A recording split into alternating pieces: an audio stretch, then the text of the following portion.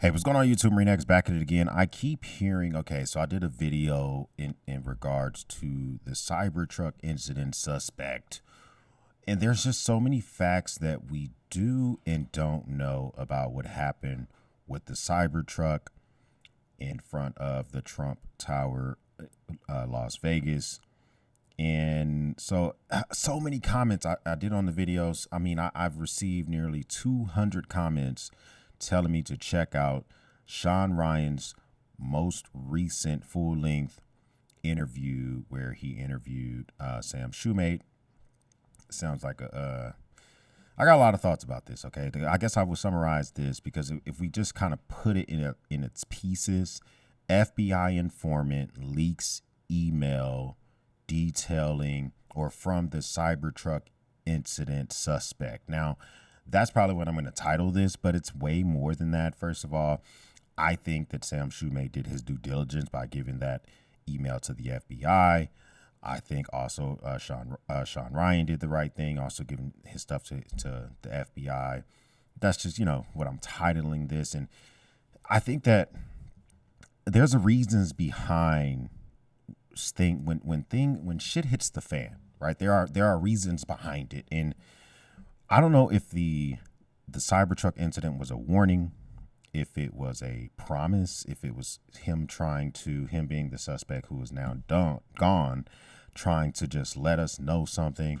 There's a lot more to it. And this just makes me feel even more like prepped, like more prepped I need to do.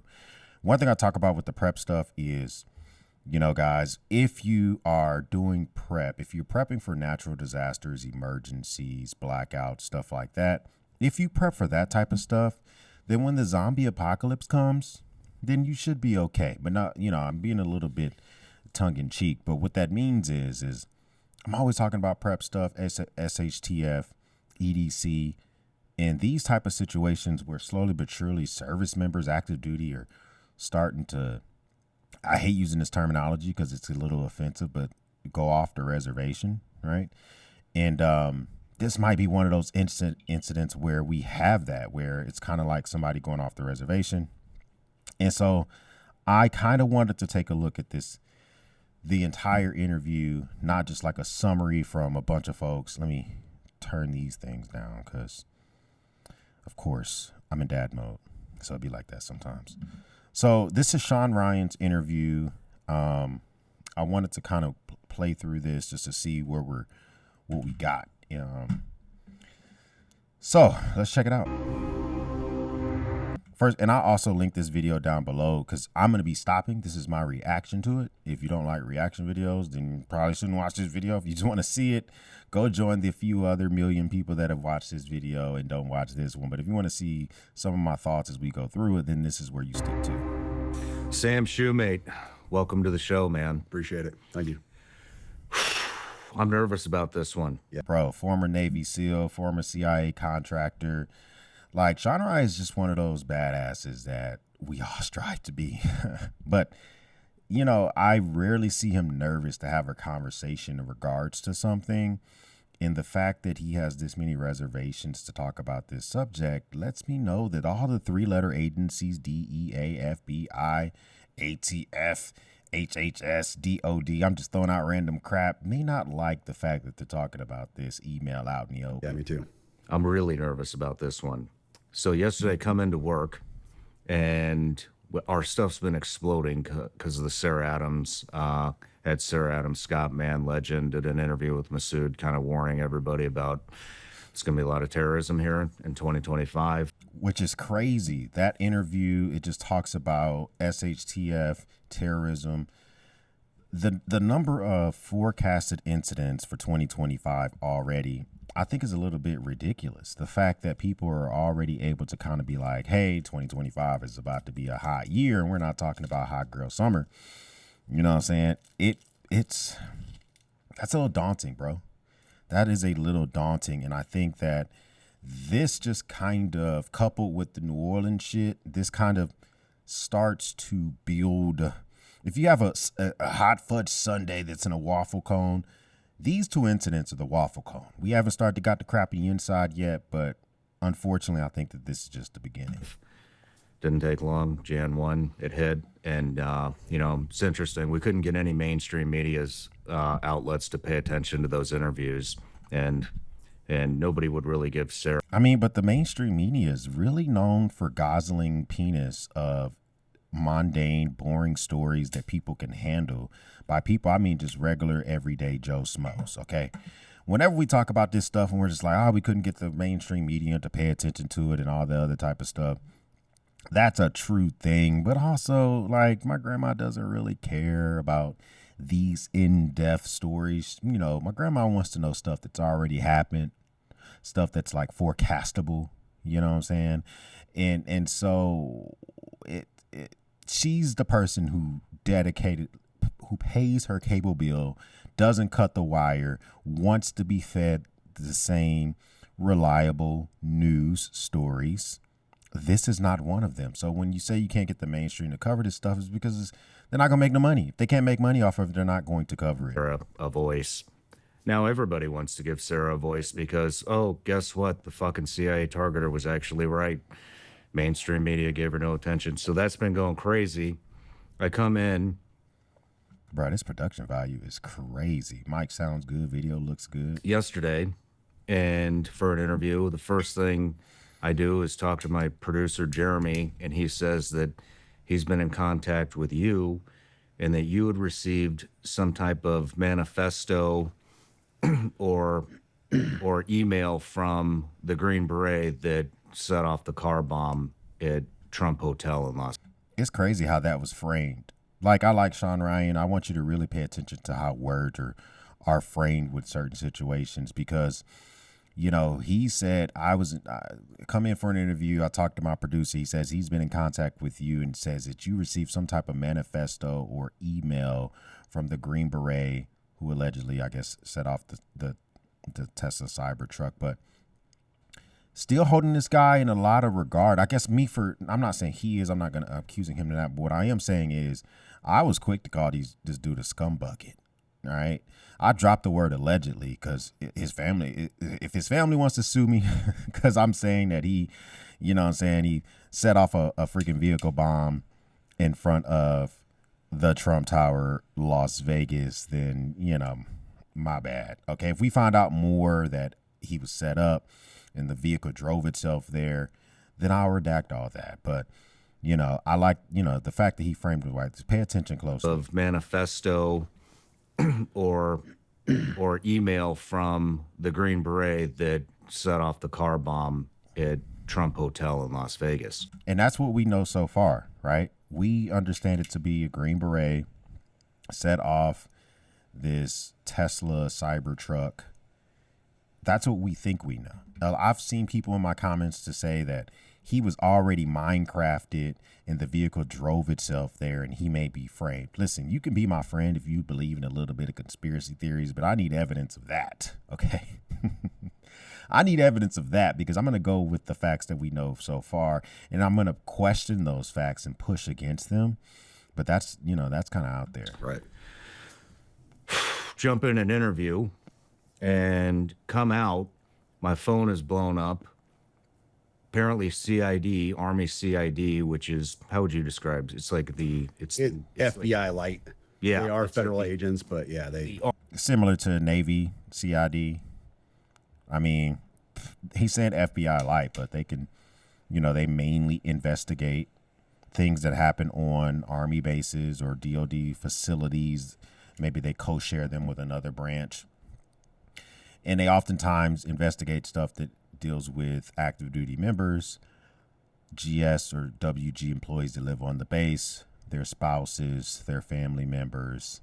They kind of have a limited jurisdiction. So I understand what he means by FBI light. Army's FBI. Yeah. I get all these messages from these people that say CID is talking to this person and that person, and one of these guys on the list is still operational, and they want his name redacted. And every Green Beret I know is texting me about this. It fucking really freaked me out, man. It was like, well, how did this leak? Who's tracking my fucking phone?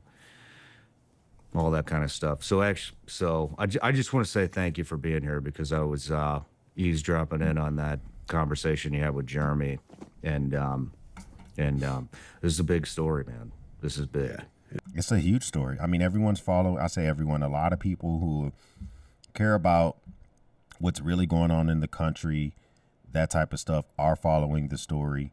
A lot of people who don't like the wool being pulled over their eyes are following the story.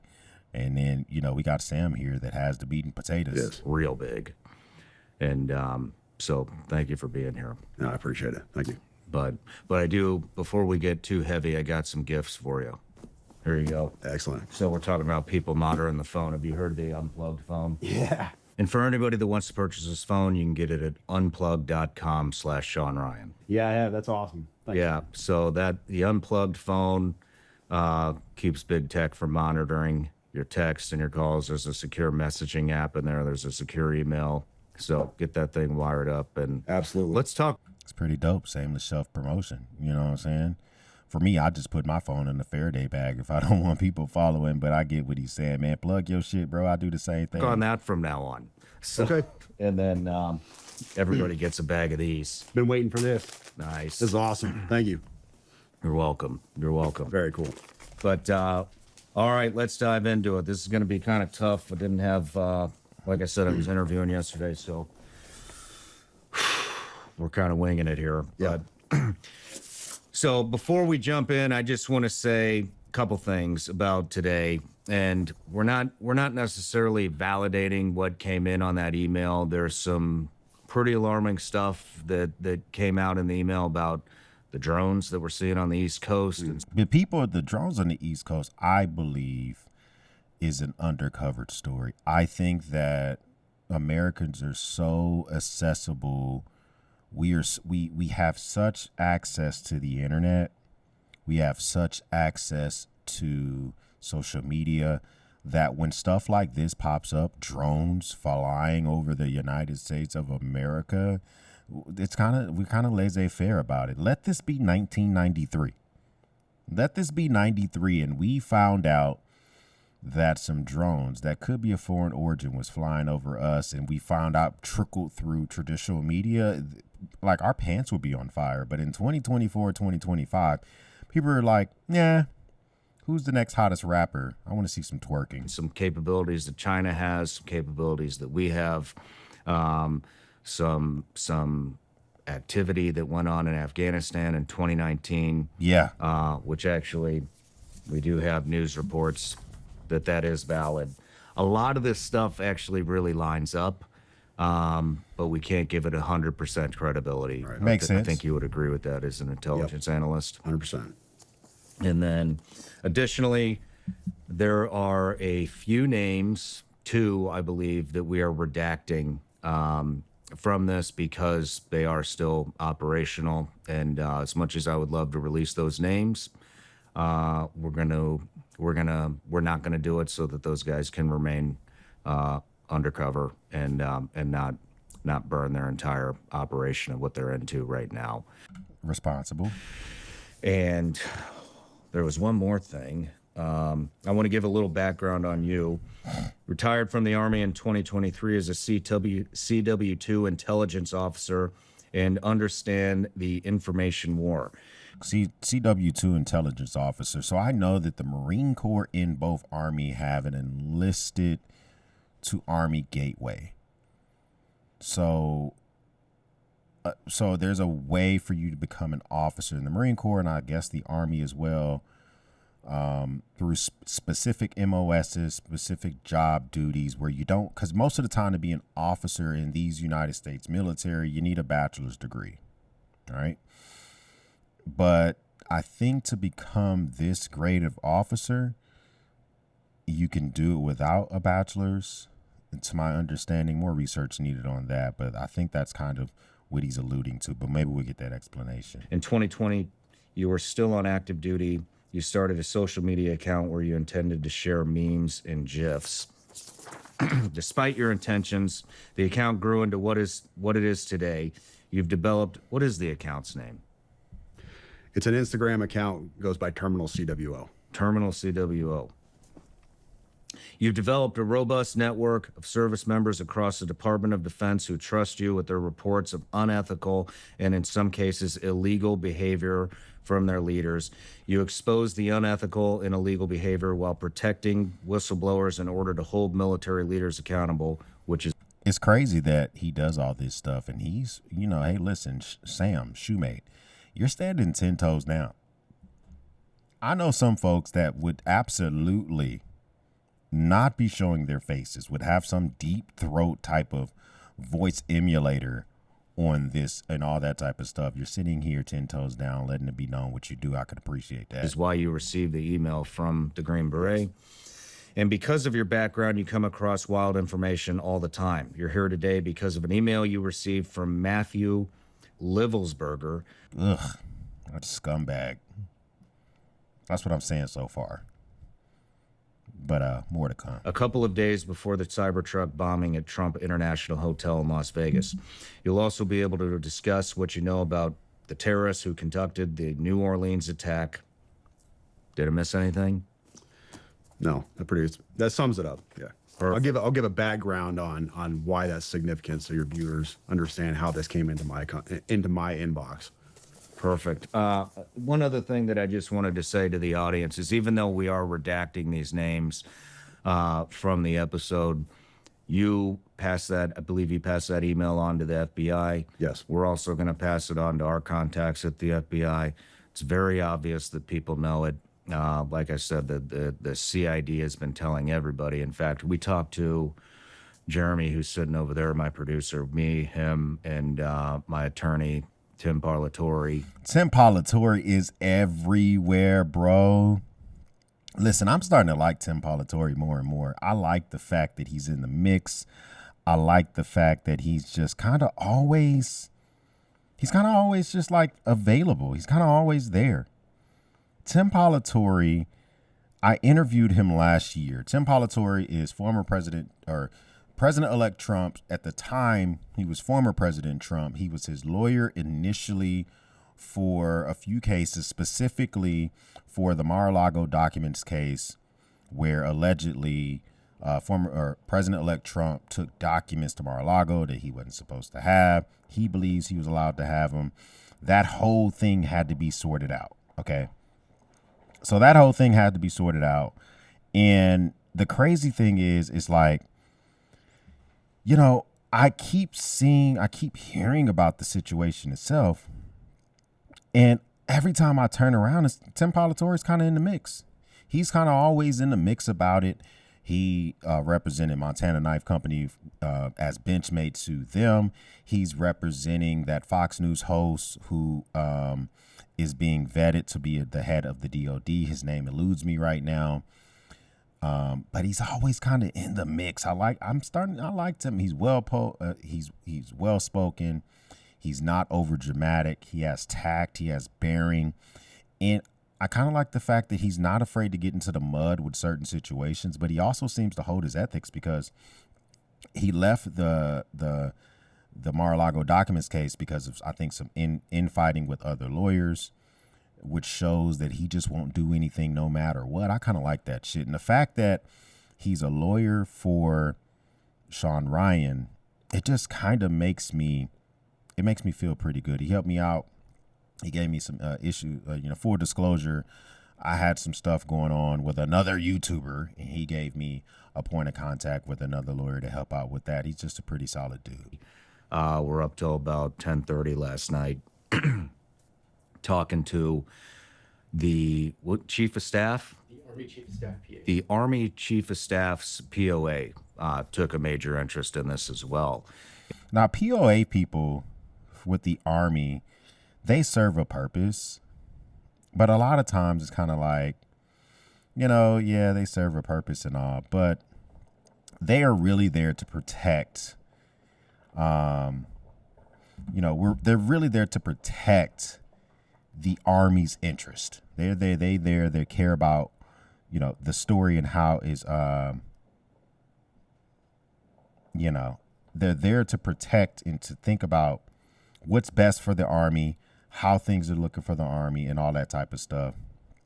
So at the end of the day, I think that talking to them, I think he's going to take that with a grain of salt, with a little bit of caution. And, you know, one of the things that he said, I'll wait till later to bring that up, but I don't know. I don't trust any of these people. I mean, public affairs officers are there to, I'll keep my mouth. yeah, closed on this create, one. Yeah. create,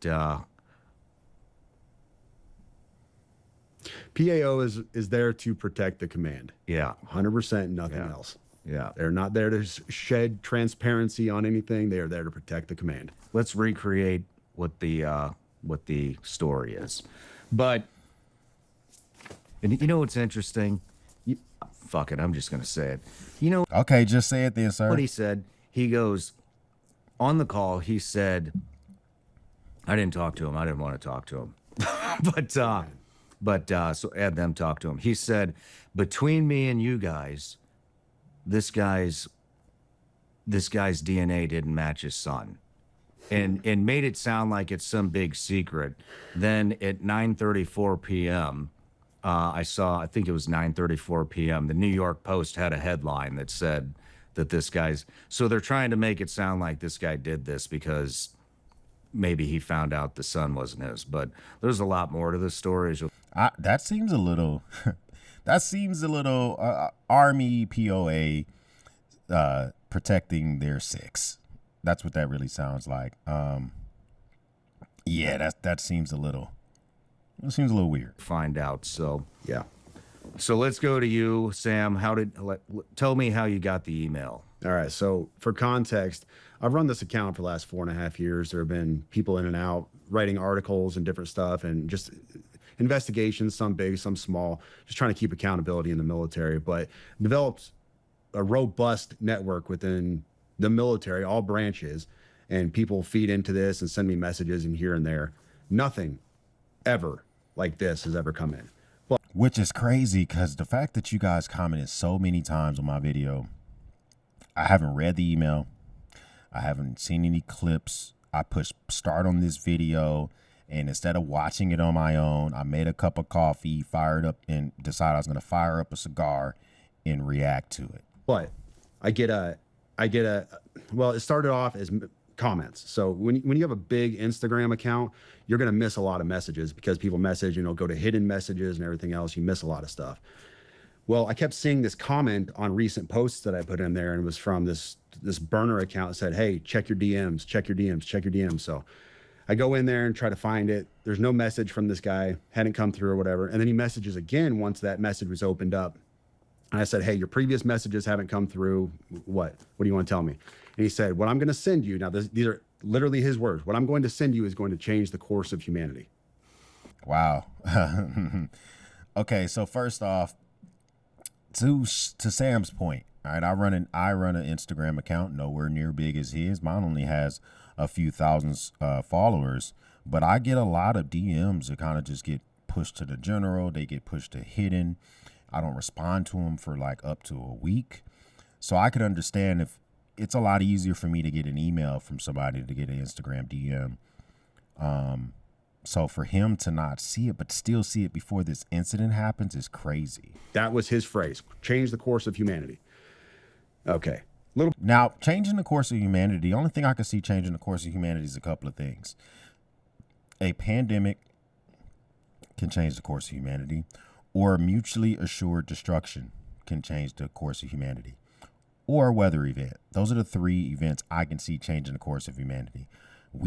If there was an ice age, I don't care. We have that. Maybe there's some type of technology that we don't know about where the government can help allow for the sun to reverse course with the ocean to prevent an ice age. But it may not be the most effective. We haven't tested it out, obviously, right? So I think that those are the three things. But the highest on the list, the man-made one, the mutually assured destruction. A little bit dramatic. I get these messages all the time. People have this big story they want to tell. They want to expose their command, whatever. I take everything with a grain of salt until I have evidence and proof. So this guy is insistent. He tells me that he is a 18 Zulu who I've spoken to before, and he really needs to get this stuff to me. And then he talks about you. He says, I need you to get me in contact with Sean Ryan. I'm like, dude, I don't know Sean Ryan. I'm not that big, but he's insistent that I get him diverted to media source. You know Sean Ryan now, don't you, sir? You standing 10 toes down with this message too, sir. I appreciate that. It says go to Fox News, whatever else. And I said, all right, tell me what you got. So I give him my Proton email account, give him my signal number. And bruh, I need to get a Proton and a Signal, because I know that if SHTF, if prep type stuff, me using traditional messaging is just doesn't make a lot of sense.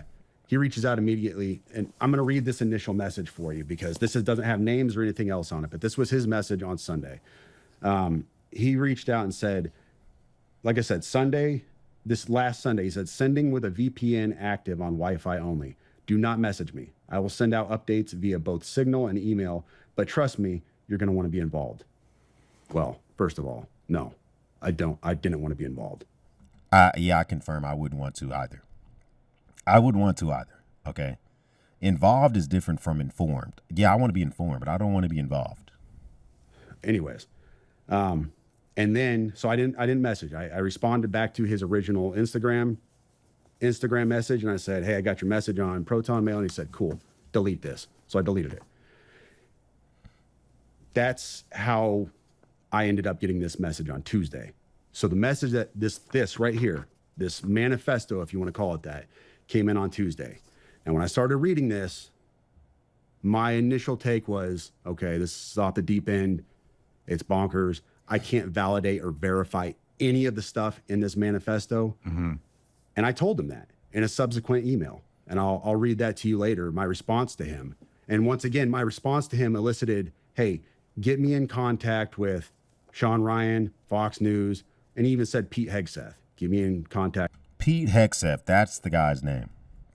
Tim Politori is representing Pete Hegseth, who's trying to be the leader of the DOD. Here, let me just quick take on Trump's picks to be in the cabinet. Listen, I believe that President-elect Trump's picks, you may not like them. I may not like them. And just like with some of Obama's picks, I didn't like some of his picks, specifically the pick that he had to lead the CIA initially. But I believe that, give presidents their cabinet picks. I know it's the Senate's job to advise and consent, to approve a cabinet pick, but unless there is a true, it's just so many things that we decide is not ethical and all this other stuff. And I just believe that two things. If the person has been tried and convicted of something, maybe not a class A misdemeanor, but if you can find some type of felony, right? Maybe they don't get the nod. Or if someone is clearly on trial or pending some type of investigation where there's heavy evidence that they may have done it, even though it's still alleged, maybe they don't get it. Pete Hegseth is not either of those. He's not currently under criminal investigation, at least to my understanding. I'm kind of just kind of give the folks what they want, if that makes sense. So, act with Hegseth, and I'm like, dude, I don't have the incoming Secretary of Defense's phone number. Sorry, bro.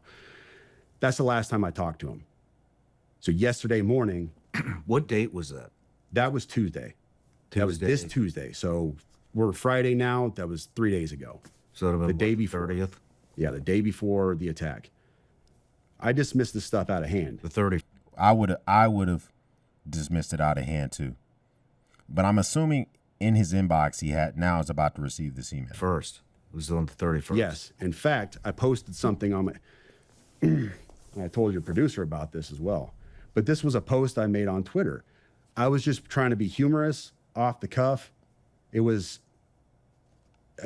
didn't mean anything about it. I was just being humorous. My inbox was especially eventful today. Allegations of war crimes, government anti-gravity technology, talking about those drones, and fears about being tracked and watched by the feds. It's always the world is ending and I have this information that needs to get to the media, and never, how you doing, brother? Everything all right? So he was being tongue-in-cheek. He was being lighthearted. I guess he maybe felt exhausted because he's always getting hit up with this type of information. But who would have known that Samasur was actually forecasting what was to come. For my audience. I said, my inbox was especially eventful today. Allegations of war crimes, government anti-gravity technology, and fears about being tracked and watched by the feds. It's always, the world is ending and I have this information that needs to get to the media, and never, how you doing, brother? Everything all right? I was just playing off of a meme. It was just supposed to be a joke. That was the body of his email that he sent me. And I didn't think anything about it. I didn't know who Matt Berg was, Matt Livelsberg, or anything else. He told me who he was in the email. He pointed me to his LinkedIn account. I didn't know any of this stuff. And I was just kind of being humorous with my audience. Like, I get these crazy messages sometime. And then the day after that message, I wake up and my buddy was like, hey, Sam, nobody in the community seems to know this guy. Do you happen to know who he is? And I played that for you before we came up here. Just absolute shock. That's how I woke up yesterday. Do you want to play it now? Yeah. Excuse my language. I mean, you're on his show and he's already dropped a couple of F-bombs, so I think you're okay. I was definitely in shock. Let me find this chat. So, While you're digging through that, you know what we should do? I should get that Instagram account from you to see if they messaged any of our Instagram accounts. And we should also get that I email don't have address. it. I deleted it. You deleted it. He told me to delete it and I deleted it. Okay. Yeah. We should also get that email address and see if they sent it in through the website, and see if he tried to contact us, get that to the FBI. So I'm in a military. Hopefully they actually do something.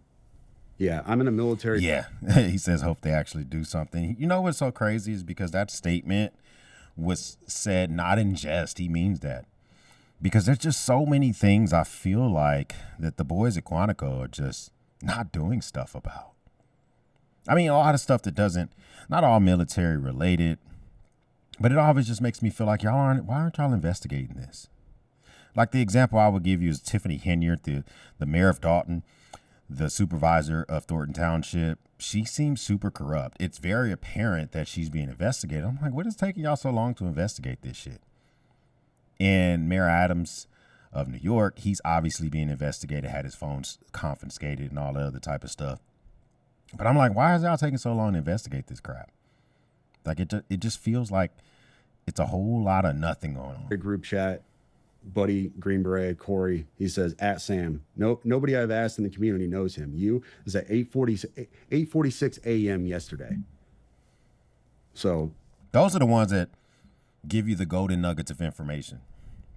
No one knows who they are. No one's heard of them before.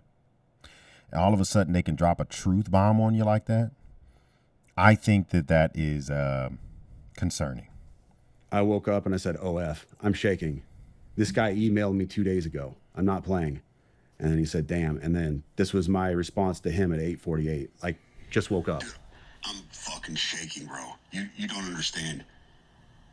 This guy emailed me and told me he was being watched by the FBI and Homeland Security, but they weren't going to do anything to him because he had a VP. He's mouthing the words. That's how you know. Look at his mouth. He's mouthing these words. That's how concerned he is with this whole situation. He's probably listened to his own message so many times because of how impactful it is. This was my response to him at 8:48. Like, just woke up. Dude, I'm fucking shaking, bro. You don't understand. This guy emailed me and told me he was being watched by the FBI and Homeland Security, but they weren't going to do anything to him because he had a VBID. I'm not fucking playing, dude. I have the email. I am shaking, man. This is nuts. Sam has listened to this a lot. This is some real stuff, bruh. And it goes from there. And I sat there for probably an hour talking to my wife. I'm shaking. I can't even think straight. Like, normal day is shot, and I didn't know what I want to do. Do I sit on this? Do I do nothing with it? I've got to tell somebody. I've got to tell the FBI at least, because this is huge. This is all over the news. And then I was like, well, dude, this guy wanted to get in contact with Sean Ryan, so let me get this to Sean Ryan. Boom. So at that point, you become an FBI informant, because I'm assuming you told them first. So now FBI informant, you're about to tell Sean Ryan. That's where I got the title from, okay? See if I can get with him. And I had a buddy who knew your... But it is his emails. It's not really a leak, I guess. Maybe the FBI didn't want him to share it, but it's his inbox, so whatever. Producer, and we went from there. But Wow. Do you want to read the email? Yep. So this email came in on December 31st at 10:42 a.m. That is Tuesday. Paragraphs, bruh. Paragraphs. And at this point, they got his proton mail up there because at this point, he's freaking out of here. The crazy thing is a lot of the things that I'm seeing here would be indicators to let you know that this guy is real. One thing he has on here, I see in the second paragraph, is my first car was a 2006 black Ford Mustang V6. I'm going to think about my first car as he reads this. He said, in case I do not make it to my decision point or on to the Mexico border, I am sending this now. Please do not release this until 1 January and keep my identity private until then. First off, I am not under duress or hostile influence or control. There you go. So a lot of people have speculation this guy was Minecrafted. He was unalived, put in, before the Cybertruck reached its destination, and then the vehicle was set off. But there's evidence presented from the FBI, or not from the FBI, but Elon Musk says that he has evidence of the guy using superchargers between Colorado and Las Vegas on his way to Nevada, actually charging up the vehicle. I don't know. Right now, the conspiracy theory, if he was unalived and forced to do this, I'm not taking that one, bruh. I'm not taking that one. My first car was a 2006 black Ford Mustang V6 for verification. Now, my first car wasn't registered in the state of Texas. So if I was send an email to somebody and try to tell them what my first car was, it would be hard for them to verify it was really me. My very first car was a 1985 Cadillac Sedan DeVille. And I never got it registered, didn't get it working right. My next car was a 1985 Delta 88. Oldsmobile Delta 88. My first car that I registered with the state of Texas was a 1991 Cadillac Coupe de Ville. So I guess maybe I would say the first car I ever registered with Texas is a 1991 Cadillac Coupe de Ville, because who the hell would know that other than my parents? There you go. What we have been seeing with drones, he puts that in quotes. He says drones is the operational use of gravitic propulsion systems powered aircraft by most recently China and the East Coast, but throughout history, the U.S. Only we in China have this capability. Which is crazy. These drones, he's saying that these are use of gravitic propulsion systems powered by aircraft that most recently, so we're calling them drones. This is some type of technology we may not know about. Here's the thing I don't like, okay? I don't think that Americans need to know everything. Because if we know it, our enemies know it, right? If you have to disclose everything to Americans, then obviously our enemies get to know that information as well. And hopefully he doesn't dive too deep into technology that we have that can counteract the technology that China has. But to be fair, if they didn't inform us of what this crap was, because we can see it with our eyes, it's different not to tell us about technology that we Americans can't see, right? But we saw it with our eyes, so that's a little bit different. Our OPSEN, that's Operations Center, our OPSEN location for this activity is in the box below. China has been launching them from the Atlantic from submarines for years, but this activity recently has picked up. As of now, it is just a show of force, and they are using it similar to how they used the balloon for SIGINT and ISR. And that SIGINT and ISR balloons that they used during President Trump last term, we completely dismissed those. Those allegedly weren't launched from Chinese submarines. They were launched from either land controlled by China or China themselves, or China proper. But those balloons were floated across the Pacific, floated over the entire United States, I think, before we shot it down. But I mean, just look at the brass balls on China if this is true. Which are also part of the integrated comms system. There are dozens of those balloons in the air at any given time. The so what is because of the speed and stealth of these unmanned aircraft. They are the most dangerous threat to national security that has ever existed. How fast do they go?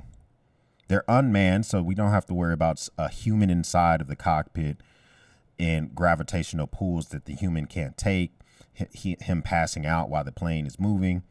So they can make these things move faster. They can make them maybe even use propulsions that are found in missiles to man these aircrafts. And think about that. If you can put the propulsions used on a missile on an aircraft and then stop the aircraft, that's crazy technology. That's crazy technology. that means that it can go that fast, and a human wouldn't be able to be in there to man it at all. They basically have an unlimited payload capacity and can park it over the White House if they wanted.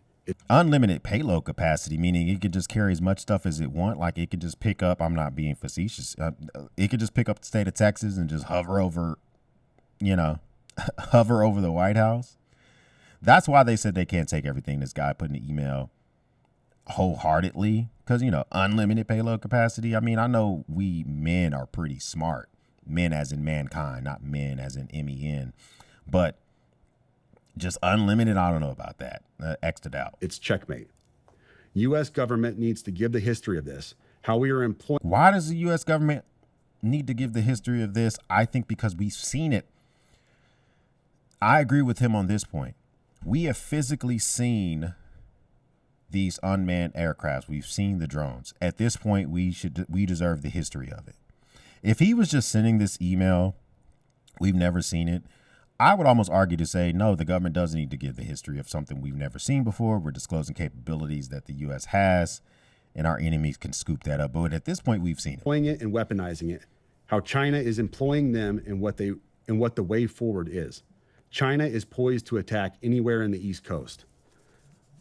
I've been followed for over a week now from likely Homeland or FBI, and they are looking to move on me and are unlikely going to let me cross into Mexico. Why? Okay, so here's a story that I understood so far when it came to this guy, and this is where we get more information slowly but surely. It was my understanding that he was active duty. He's a Green Beret stationed in Germany. He was in the States on holiday. So what prompted Department of Homeland Security and any other three-letter agency to all of a sudden begin to follow him? Because if DHS and FBI are following him all of a sudden, he's supposed to be home on holiday. I mean, I have been active duty and gone somewhere on leave, and I never suspected of being followed. And I've had clearances before. No, my clearance was nowhere near as high as this guy's was. But I guess if you have a certain type of clearance, they just follow you organically. Like, I need more about that. But won't, because they know I am armed and I have a massive VBID. What? Hold on, wait. So he's nervous. Let me run that back a little bit, because he's saying he's not sure if he's going to be able to cross into Mexico. They know that he's armed and has a massive vehicle-borne explosive. That's what vehicle-borne explosive improvised weapon, I think is what that stands for. I'm probably getting the naming wrong, but it's a vehicle-borne explosives. They want to approach you because of that, bro. These are three-letter agencies. They approach people that have all that stuff all the time. Homeland or FBI, and they are looking to move on me and are unlikely going to let me cross into Mexico.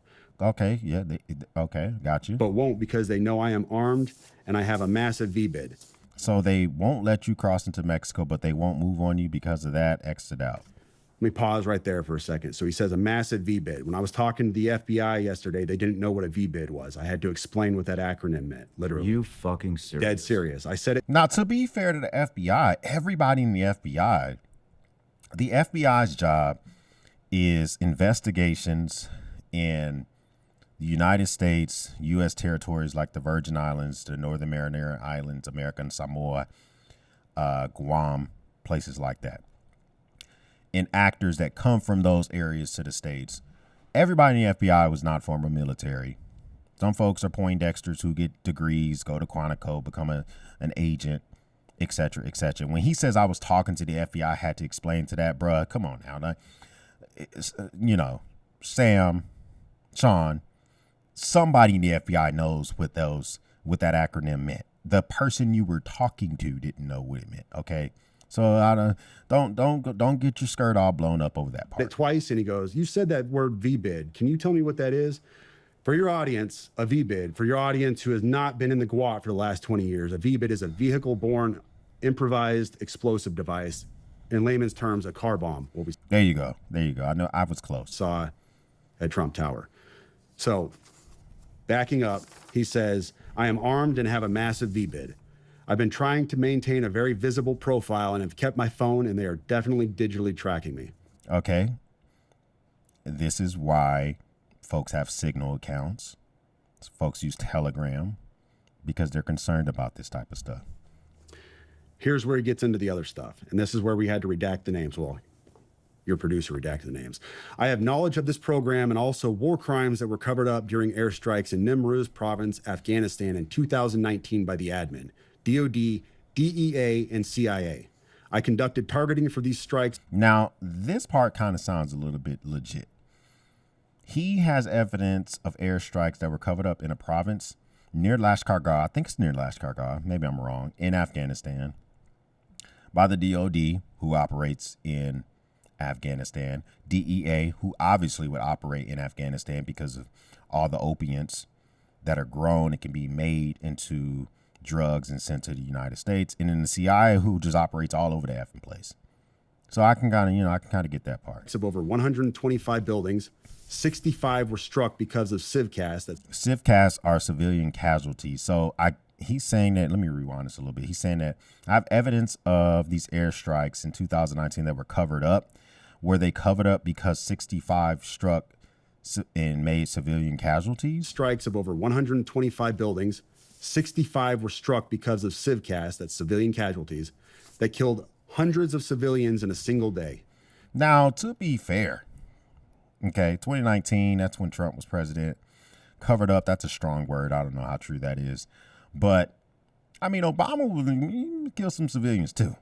All right, I'm assuming Bush got some under his belt as well. All right, and I'm very confident that let's just reverse the roles. Let's just say that Americans were scumbags, and we in Afghanistan had to invade America in 2001 for a war on terrorism, and they were conducting strikes. There's a possibility that Afghanistan would have some civcavs. I'm just saying.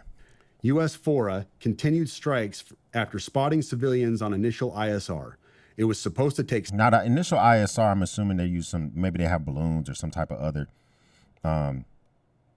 flying aircraft that can initially assess an area, and they still decided to conduct these strikes. Maybe there was a target that was so hot that it was just worth it. 6 minutes and scramble all aircraft in CENTCOM. The UN basically called these war crimes, but the administration... The UN basically called these war crimes? How would you know that? Here's the thing that is X'd out some parts of his email. He is a Green Beret. He has a certain clearance. But there are certain things that are at the CENTCOM level that you, as the person on the ground, how would you know that the UN basically called these war crimes? That's a strong statement to make. All aircraft in CENTCOM. The UN basically called these war crimes, but the administration made them disappear. Did they? Evidence, please. I was part of that cover-up with U.S. FORA, an agent redacted of the DEA. Okay, he gave a name of an actual agent that works with the Drug Enforcement Administration. Ugh. So I don't know if my abduction attempt is related to either. I worked with redacted IO staff on this as well as the response to Bala Murghab. Redacted commander at the time, redacted can validate this. You need to elevate this to the media so we avoid a world war because this is a mutually assured destruction situation. This is what I talked about earlier. This is why the guys sounded the alarm. So I'm just trying to understand. Did he do what he did in front of Trump Tower because of the last paragraph that Sam just read?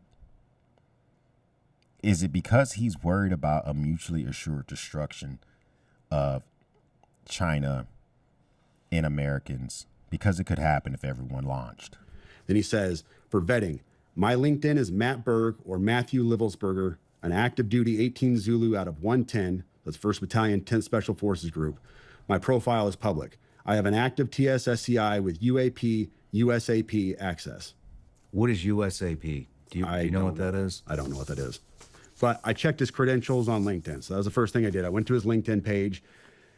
First thing I noticed was all of his bona fides were in place. He has all the UAS training from USASOC and everything else. And so I said, okay, at least the guy knows what he's talking about with drones. At least he's good at copying and pasting something into LinkedIn. All right. Now, can we get beyond the fact that his LinkedIn profile look good? Because you go to my LinkedIn profile right now, that thing's smoking hot. And there might be some paragraphs and some things I say I can do that I don't 100% know what the hell I'm talking about. That was a very rough dig into. My question is, why does he have a LinkedIn? Was he about to get out of the military? This is why I'm trying to understand maybe things have changed since I got out the Marine Corps, because we didn't work on our LinkedIn until 6 months before we were about to get out. When you knew you were getting out of the Marine Corps, you started going through transition classes. This is how you write a resume. This is the type of job you might be suitable for when you get out. This is how you get your VA benefits. If he's still super active duty, why would he have a super specced out LinkedIn? Like, other Army units aren't going to say, well, we're thinking about promoting this guy, or we're thinking of, at least that's not how it works in the Marine Corps. Marine Corps, you look good in your uniform, you pass your PFT, you do the minimums for your MOS, you stay out of trouble, you're competitive against people within your same grade, you're going to get promoted. Does the Army go through some type of hiring process within itself? That's a little weird. The guy, but my issue was I couldn't validate or verify any of this information. And I told him that. And how I responded to him was in a subsequent email. I said, this is obviously a very big deal, but I don't have anything to verify this information with. Which Sam, I appreciate that, bro. You can't verify the information. You can't even verify his LinkedIn. I appreciate the fact that you X'd it out, but you didn't just completely dismiss him by not responding. Talking about gravitic propulsion systems without evidence just makes me another UFO talking head. Like, I'm not going to go on my social media page and start talking about UFOs and anti-gravity systems and everything. I don't know what you're talking about. I can't. And he said, can I get on Fox News Contact on Signal as well as Sean's show? Hegseth would be good too. That was his last. So he's trying to get on Sean Hannity or Pete Hegseth's show to verify this information. Last message to me. Wow. Yeah. The thing is, what is a gravitic propulsion system? To be honest with you, it is a fancy term you're going to find in science fiction. You won't find it in any, as far as I know, you won't find this in any kind of official manual or, scientific research. This is all science fiction. Now, you're going to find it in some type of manual. Now, someone's going to leak the manual. It's coming. So, but what struck me is his use. What strikes me now, not then, but what strikes me now is his use of a very specific term that nobody else would call it. If you asked me, I would say an anti-gravity propulsion system. That's how I would describe it, because I don't know this stuff. He said gravitic propulsion system. What does gravitic mean? Someone can control gravity? That just seems very specific. Like, gravitic to me has the root word gravity. So gravitic would lead me to believe that this device has the ability to either do things that gravity doesn't normally allow aircraft to do, or control things that are tethered to gravity, like pick up a car, right? Is that what the gravitic means?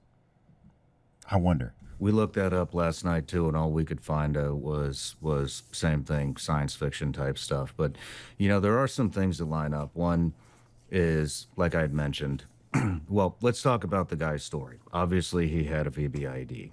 Obviously, he was in the military and served. And the thing that he was talking about in 2019, we pulled a report. This is from October 9th, 2019. UN report find alleged drug facilities were not lawful target airstrikes caused significant civilian casualties. Bruh. Okay, so either Matt, the deceased, is just crafting his email around the story he read, or he was a part of it. The United Nations Special Report, which examines the impact on civilians of the United States airstrikes on alleged drug processing facilities on 5 May 2019 in Afghanistan, determines the operation caused a large number of civilian casualties. The report also examines the legal framework applicable to this incident. In June 2019, the UN Assistance Mission in Afghanistan, together with representatives of the Afghanistan Independent Human Rights Commission, conducted a site visit to areas impacted by the strikes in Farah Province, Bakwa District, as part of its extensive fact-finding into the 5 May incident. The UN verified 39 civilian casualties, among them 14 children, 1 woman, from multiple airstrikes on more than 60 sites that the United States Afghanistan identified as drug production facilities in Bakwa District and in parts of neighboring Delaram District of Nimraz Province. So the UN investigated strikes that America conducted May of 2019. In June, they confirmed a bunch of civilian casualties. But I still don't know the validity of his email saying that he was a part of the cover-up. Moreover, the UN is working to verify credible reports of at least 37 additional civilian casualties, the majority of whom were women and children. Although airstrikes on the alleged drug processing facilities had taken place before, this was the first time that UNAMA had received reports of large number of civilian casualties resulting from such an operation. I mean, that does seem like a lot. I feel like if I were to go back and read some Obama reports, though, the drone striker in chief, that we would have a lot of civilian casualty reports if we just accumulated them all together as well, though. So, and it goes on. I'm not going to read all this. We'll link the article here, but so that 100% lines up. The other thing, that really struck me is, like I had mentioned, after he said that 100% lines up. Sean, I think that the story is a real story. The UN really investigated it. But I don't know if his participation in the cover-up 100% lines up. That's the part I don't know about. More to come on that. After our phone call, I jumped in an interview. After the interview, checked my phone, and I had several Green Berets, former Green Berets, one still active. Actually, I'm just going to say it was Tim Kennedy sent me a message late last night about 9 p.m. and said, hey, I should have brought my phone up here, but hey, basically that the USASOC wants to give me more context on what had happened on this guy. And so first I wasn't going to take the call because I don't trust the government anymore. I don't think anybody does. Yeah, listen, it's crazy because I want to trust my government, but also don't want to be lied to, but also kind of want to be lied to. Like a little bit, right? Like a sprinkle. Let's just say, for instance, something happens off the coast of California. Some crazy event. Let's say we take out a submarine from some foreign agent, right? And it clearly explodes. People in California see it. And, we may not 100% want to disclose how we did it. Maybe there was some type of technology, weapon that we used or we have that we don't want to disclose that. I want to be lied to a little bit. Tell me it was taken out. Tell me maybe you used something that we all know about. But I don't want to be like outright lied to all the time. So I kind of feel what he's saying. But I was on the phone with my producer, who was a naval surface warfare officer, and my attorney, Tim Parlatore. They said we should talk to him. So I called Tim, was really pissed off, reamed his ass about it, and then later apologized. But, I think you said you had mentioned that you had received a message from somebody that says nobody's heard of this guy. Tim sent me a picture of him shooting with this guy. Okay, so no one's heard of this guy until you talk to Tim. So now his credentials are being bumped up just a little bit more. I like the legwork that Sean Ryan has. And I don't know if I should release that photo or not, but Tim basically told me this. Is that a shooting competition from a bad boy buggy? I'm saying bad boy buggy. I don't know who makes that buggy on the picture on the far left. That's pretty dope. You know what I'm saying? Like, I've been to some shooting competitions, but I've never rode shotgun with somebody literally not using a shotgun, using an AR. That's pretty dope. So I got the POA's number, the public affairs officer, sent it to Jeremy and Tim. He talked to them, and what they wanted us to know was that this guy was an upstanding soldier, an excellent operator, was moving on, was moving towards retirement. That's why he had a LinkedIn. Okay, so POA for the Army disclosed some bona fides of the scumbag from Vegas, right? And I'm saying scumbag from Vegas because at the end of the day, if you're trying to get this information out, this was your method to do it, I get that, but you know, you still cause damage on our own soil, and I don't like that shit. And moving on to basically enhance the future of warfare.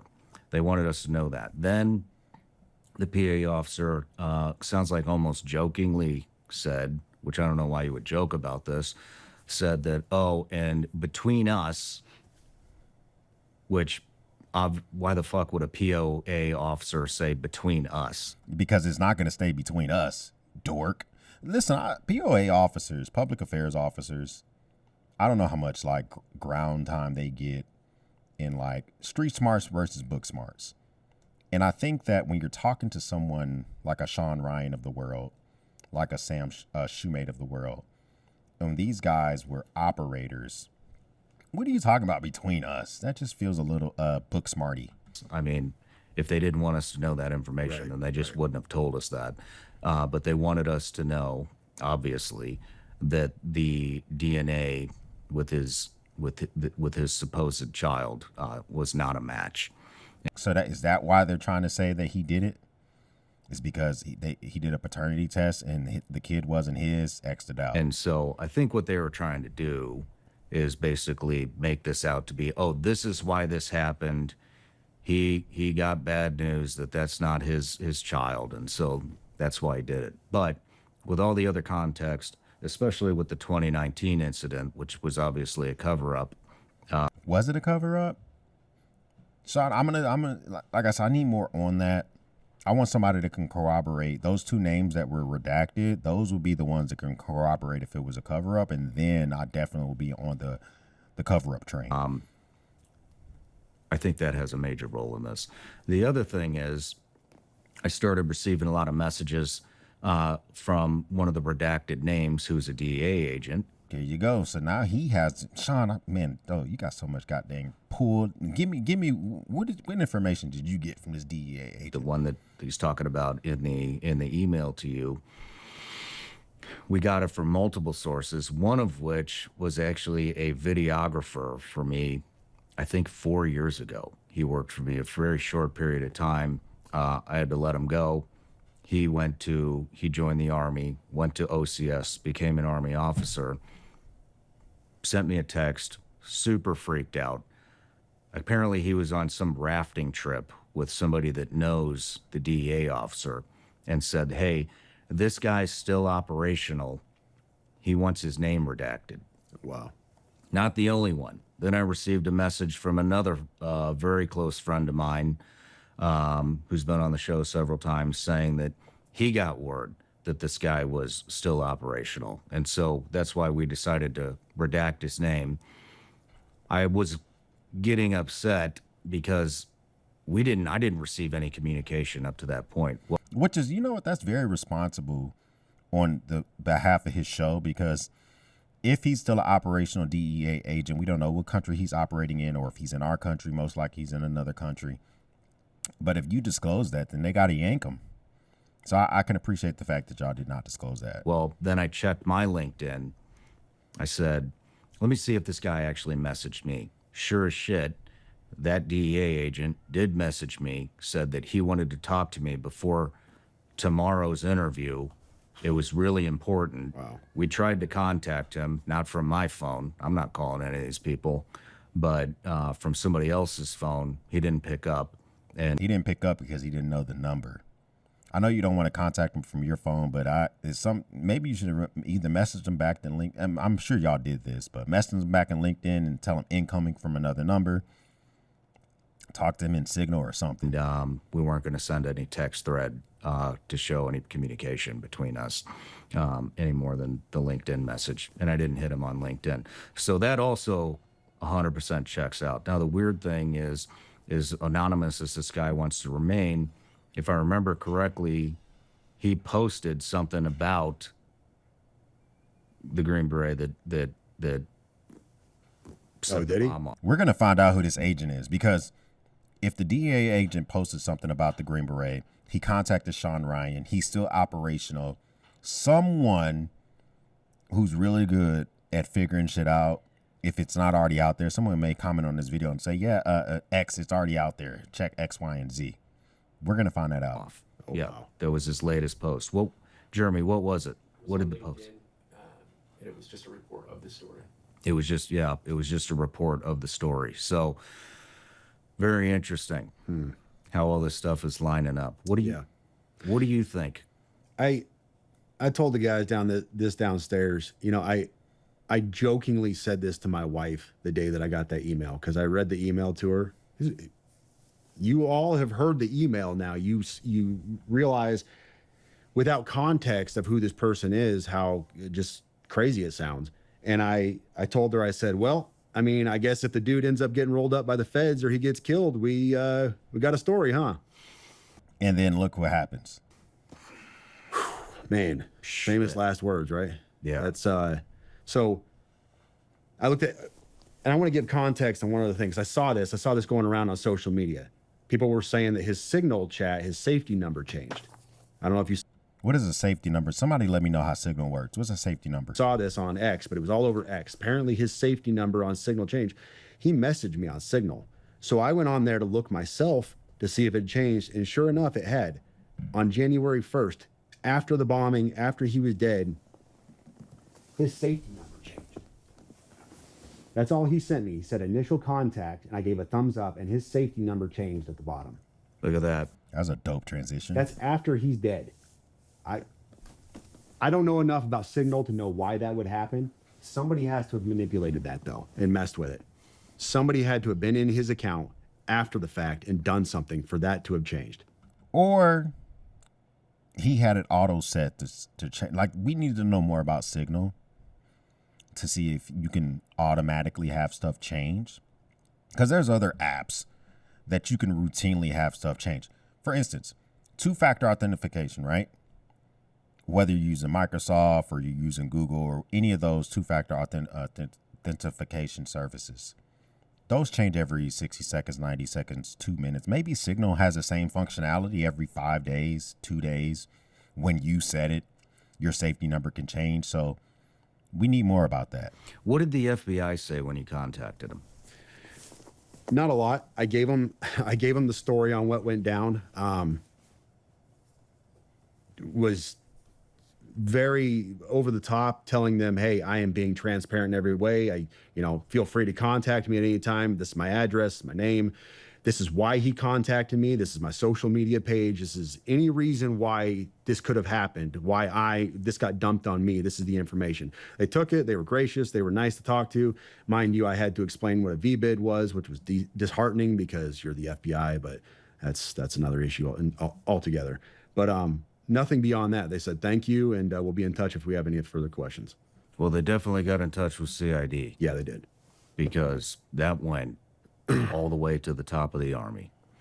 And, I'm going to dig in a little bit more on this report from 2019. However, according to international humanitarian law, including international customary law, facilities that contribute economically or financially to the war effort or of a party to a conflict are considered civilian objectives. The report, jointly produced by UNAMA and the UN Human Rights Office, concludes that the drug facilities associated with workers may not be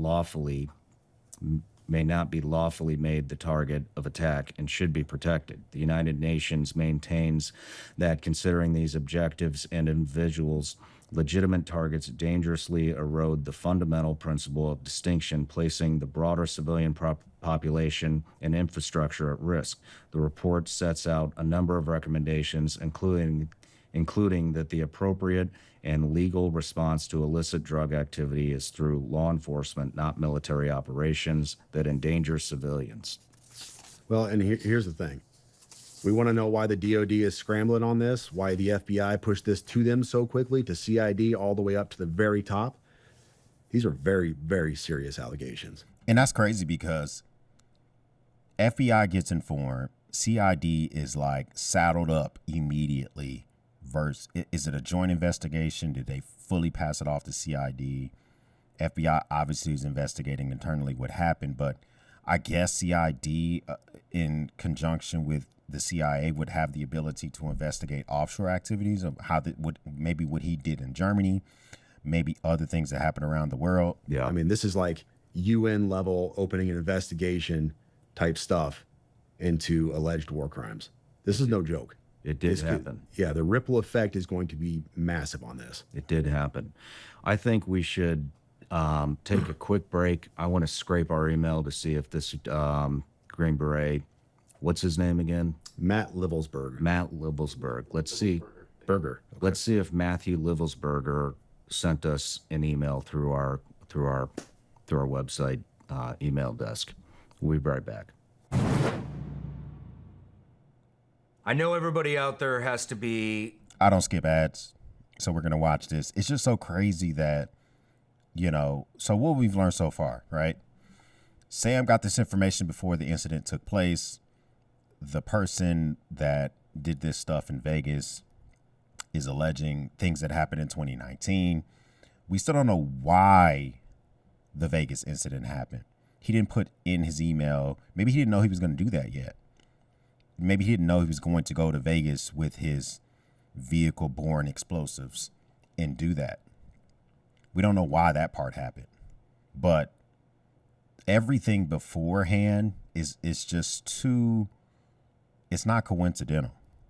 And I think that this is just the beginning. And, this is why I think it's critically important that you continue to always just have a level of preparedness, because the stuff doesn't just stop now. Broke. My call sign in Afghanistan was Afro Man, because oftentimes I would go to places by myself for my MOS, and I would go ahead of anybody that was going to be operating on the ground. So I might go to Jordan, the country of Jordan, by myself, or I would go to Bahrain by myself. I would go to Djibouti. I might have to go to Spain. All these places by myself. And when I would go there, I was authorized to grow facial hair, grow a little afro, not wear my uniform, and it kind of looked like a little afro because I didn't know what the hell to do with my hair. So when I eventually made it to Afghanistan, people who knew me, my call, that looks pretty raw. Him walking in, introducing to folks. Okay, I feel you.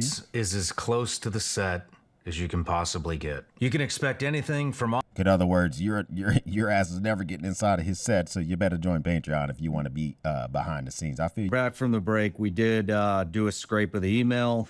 Here is what we got. He actually did email us. This came in on December 29th, 2024 at 10:17 p.m. So he emailed y'all as well.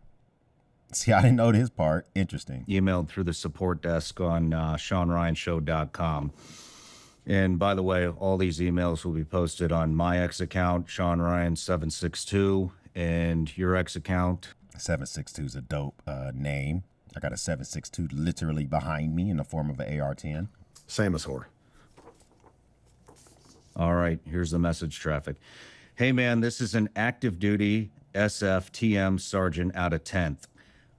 I want to blow the whistle on our activities in a certain place. I'm willing to sit down with you on the 31st in Flagstaff. Or So he was going to be in Flagstaff, Arizona. And maybe he was going to try to go to Mexico, but he ended up going to Nevada. This is where I need more info. do it remotely via phone. Must be done before the 31st, as I'll be leaving. As I will be leaving. So we'll be sending this to the FBI as well. Love your contact. I'm also gonna hit some people I know over there, but I just, these people don't always talk. So Yeah. I think it would be good to keep some continuity here. But And that's a good reminder. Make sure you hit like this video if you like this type of content. I like to talk about EDC stuff, preparedness, SHTF type of stuff, things to keep you informed. And if you're the first time stopping by, subscribe as well. I would love to have you a part of the battalion. We call ourselves a battalion around here because we just like to keep ourselves gathered and informed and gather as a battalion and always be. The number one rule as a leader is to keep people informed, and that's what we do around here. So, yeah, I hope to have you join. so we did receive an email. What was this guy's? You deleted the message. The Don't know. burner account on there, I did. He told me to delete it, and I did. It's a common practice. People get spooked and they want it deleted, so I do it for them. Yeah, I was going to throw that up there, but there's tens of thousands of messages in there. Yeah. I mean, it's very obvious why he did this, I think. He wanted to bring attention to the incident in 2019 that got covered up. And I think that at the end of the day, in 2 weeks' time, people are going to forget about this story. He wanted to bring attention to it. People are going to forget about this story in 2 weeks' time. And people that surrounded the situation in 2019, people that know about these gravatic unmanned aerial vehicles, I don't think that this stops here, because in 2 weeks' time, when people go about their lives, when Sean Ryan moves on to something else, when Sam Shoemate just starts to talk about other topics on his social medias, that people are not going to think about this anymore. Do you have any insight, any theories on this? So we had a running theory downstairs. I've seen all of the conspiracies. I've seen all the questions about, all right, this guy is what, 20-year special forces. He just got done with team sergeant time. He is a very qualified and very capable Green Beret.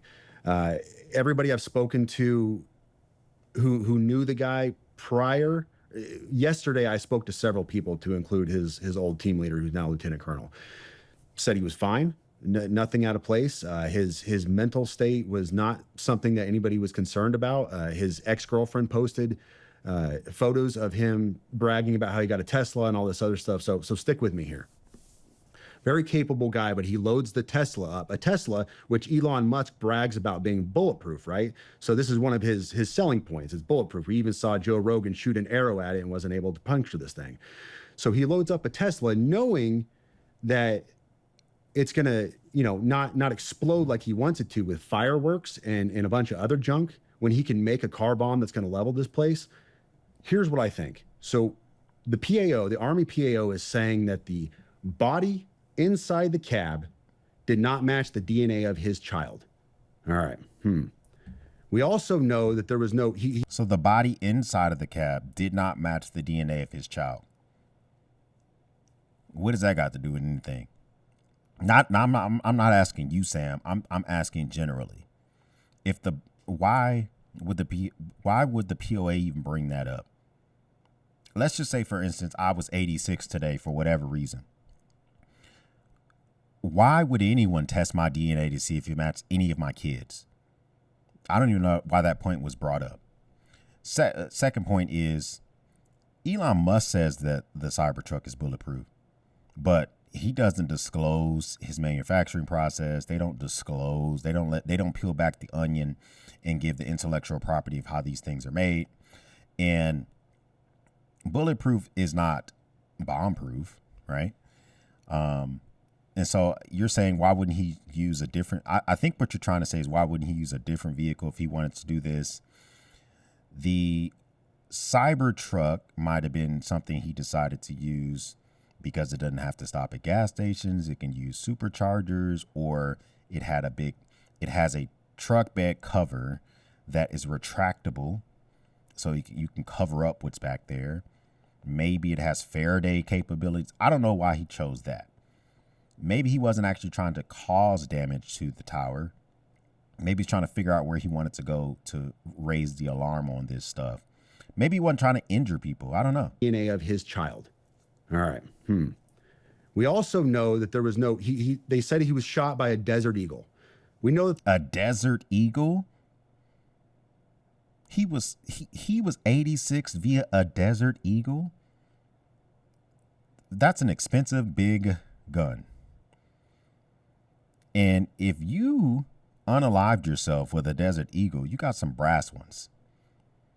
Because the kickback on that, oh my God. There was no signature when it rolled up. So nobody shot themselves when it rolled up to it. You would have seen a large signature. Mr. Guns and Gear, he's on X.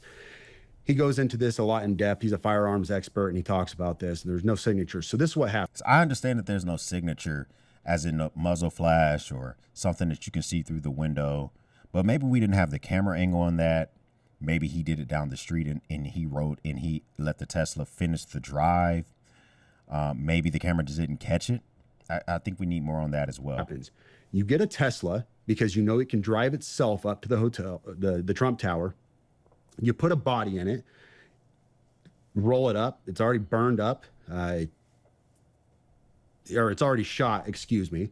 You don't want to kill anybody because that's not the message you're trying to send. You're not trying to level the tower or kill a bunch of people. So you load it up with fireworks and a bunch of junk to send a message.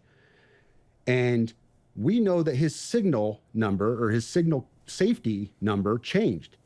That can't be done unless you're inside that signal account. And a lot of people can. Now, I will say this. About 10 minutes ago, you said we need more information about Signal because you think it was manipulated by someone. I think we need more information about the Signal account's safety number being changed.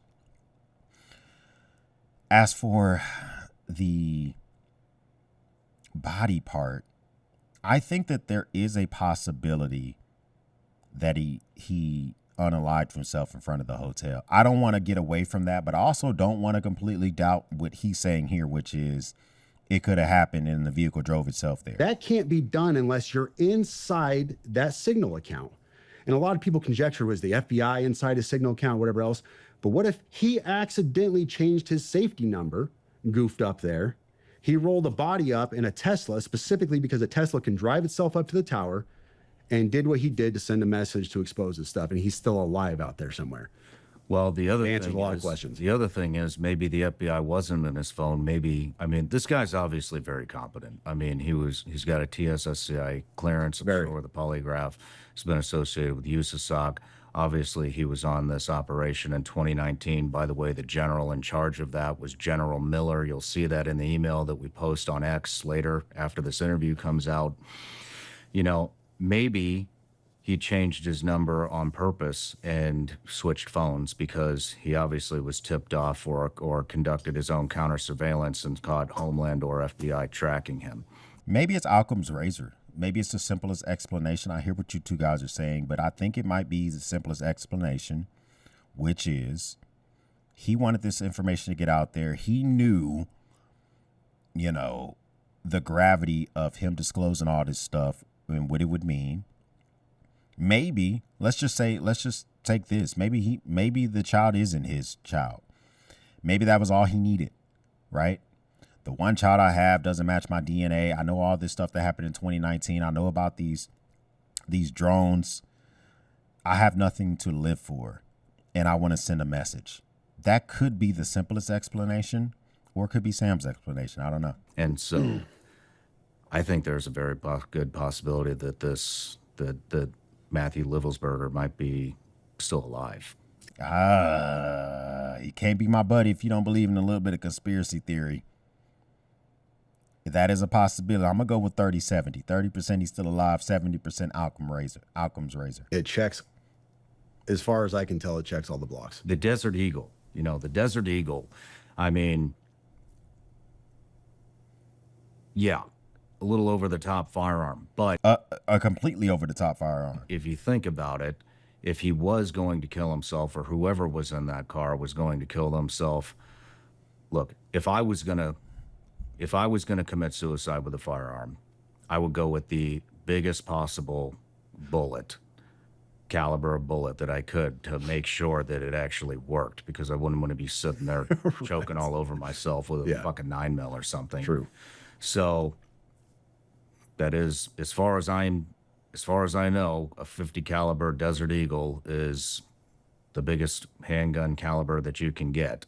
Or that's the one he owns. I don't own a whole lot of handguns, and maybe that's the one he owns.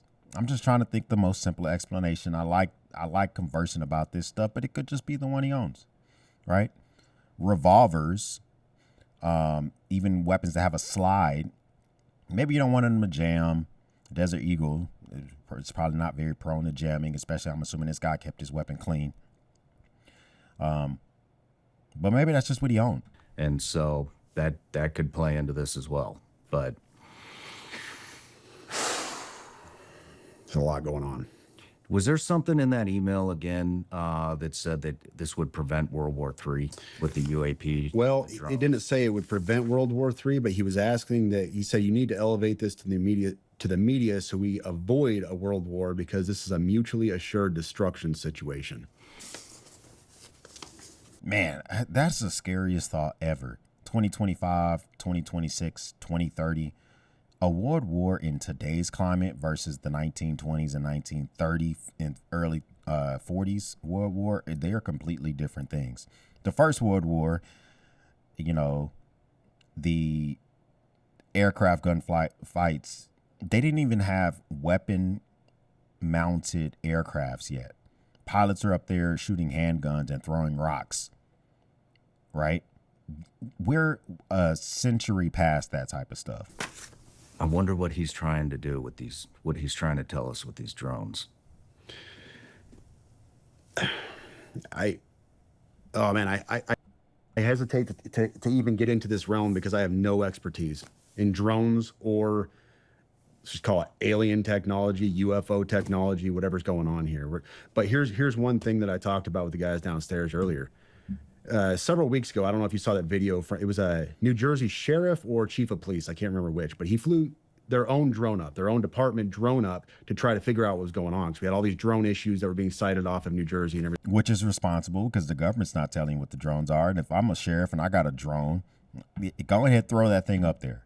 Let's see what's going on. And what he commented on video was how fast these things were. He said, we have a pretty robust drone, and they flew it up there to try to catch these drones that were there, and they just, bam, they were gone. That's crazy. I didn't know that. That's crazy. So a drone's above my house right now, and I have a drone. It can go 1,000 feet. I'm feeling pretty confident, right? I can see it, and I send my little drone up there, and it gets up there and that thing just takes off. That would scare the bejesus out of me. He said there was no catching them, never seen anything like it. They don't even know, they have no idea what that could have been. And so you have this capability that is, I guess, in line with what we hear about anti-gravity being. And I don't know, it makes you wonder. Who are the brainiacs coming up with this stuff? Like, this is some engineering that I have never imagined. Well, you have the stuff with Ryan Graves and is it Dan Favor, Dave Favor? Commander David Fravor. The Commander David Favor, who, you know, was it the Nimitz? It was in the Nimitz strike group in 2004. Yeah, the Nimitz strike group in 2004 that reported those UAPs coming out of the water that had no propulsion system. I remember that. But, you know, and it's interesting that nobody seems to know what the drones are. And it just, you know. No, people know. We just don't know yet. If something can, that's so scary. Something can come out of the water. No propulsion system, no human inside, and you can't catch it. Kind of disappeared out of the media. And, you know, and the other thing is we do have the capability to take these drones out. Well, everybody was trying to figure out what the drone's on. I brought on and we don't want to take them out over our own soil. Civilian casualties here is a lot different than civilian casualties in Afghanistan. Not saying that lives are not valuable, but, you know, we're citizens here. So the DOD doesn't want to strike these drones and take them out. They fall over New Jersey. Somebody's walking to go get them a fresh bagel early in the morning in Hackensack. They get taken out, or they're able to gather the information from these drones, or we provoke China. Very prominent businessman, Joe Lonsdale, who is the co-founder of a company called Epirus. Epirus is they manufacture these directed EMP weapons that can take out 100 drones at a time. With a basically sends out a simultaneous different directed EMP weapons. Brought him on. He's also founder of Palantir, big AI platform that the military's been using. Sure. That kind of revolutionized warfare. Big fan. So we could have taken those drones out at any moment in time. In fact, I know those are deployed. So that could be. So he had two objectives. One, he definitely wanted to bring light to 2019. That obviously affected his code of morals, and the drones. Yeah. And he's obviously very worried about World War III, which I think everybody right now. But I don't know if he wanted to bring light to 2019. I don't know. I understand it can it can really mess with your morals to know that you are part of a cover-up of civilian casualties. But I don't know if that was the biggest issue. I think the biggest issue is the drones. Because, yeah, 2019, that's not the best thing in the world that America may have done with those strikes. But I think he's mostly concerned with the capabilities of a China over our soil. But why Trump Hotel? Why Las Vegas? I mean, look at this picture. What does this depict? A lot of people have been saying that Musk is going to be the president. You know, he's so rich and he has so much influence over Trump. And that's Trump. Look at this picture. That's Elon Musk and Trump in one photo. And he's trying to bring to attention what other countries have the capability to do. And you need to look beyond these two figureheads. Trump's about to become the most powerful person in the world again. Elon Musk is the richest person in the world. But we got to look beyond those two guys and look at what could happen when it comes to our enemies. Yeah. Conjecture and speculation at this point. I couldn't even tell you. You know, I've heard both sides. I've seen them finding posts from his wife. Look at that. It looks fake. I mean, it's real, but the camera quality, the Cybertruck, it almost looks like someone drew. This is a cartoon that someone drew. And we're viewing this through the form of a Pixar animation. Who's very allegedly, I'm not saying this, I'm just saying what has been put out on social media is very anti-Trump. She has had a number of anti-Trump posts, and then him, who his family say he's a stalwart patriot, Trump supporter, all these other things, which I guess if I had to guess, just in the realm of conjecture again, I would say Trump Tower. It draws more media, more fanfare. Was this an assassination attempt? That kind of stuff. So you get more press, more media pulling into it because it is such a significant namesake, if you will. But at the same time, it was a fireworks display and very little more. And if I'm running with the theory that I proposed a little while ago, he didn't want to hurt anybody. He wanted to send a message. No, I mean, it's very obviously, look, the guy's got great tradecraft. You know, I mean, he changed his signal number, if that was him, or his, whatever the contact number on signal, 20 plus year in special operations at the highest level.